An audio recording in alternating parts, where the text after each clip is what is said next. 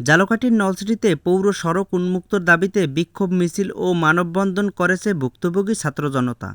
পৌর এলাকাবাসীর আয়োজনে নলছিটি পৌরসভার সামনের সড়কে ১৭ ফেব্রুয়ারি সোমবার সকাল ১১টায় মানববন্ধন শেষে বিক্ষোভ মিছিল নিয়ে বাস স্ট্যান্ডে গিয়ে শেষ করে ভুক্তভোগীরা।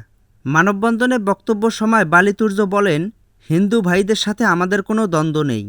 তারা নিয়মের বাইরে গিয়ে পৌরসভার চলাচলের সড়ক বন্ধ করে রেখেছে। এই সড়ক দিয়ে সব ধর্মের লোকজন চলাচল করে। স্কুল, মাদ্রাসা, ছাত্রছাত্রী সহ সকল পেশার মানুষ যাতায়াত করে। শ্মশানের নামে এটি বন্ধ করে রাখার কোনো যৌক্তিকতা নেই। মোহাম্মদ নাসিম বলেন, শ্মশানের নামে সড়ক বন্ধ করে গেট দিয়ে তালা দিয়ে আটকিয়ে রাখার কোনো মানে হয় না। সাইফুল ইসলাম বলেন, বাংলাদেশ সম্প্রীতির দেশ।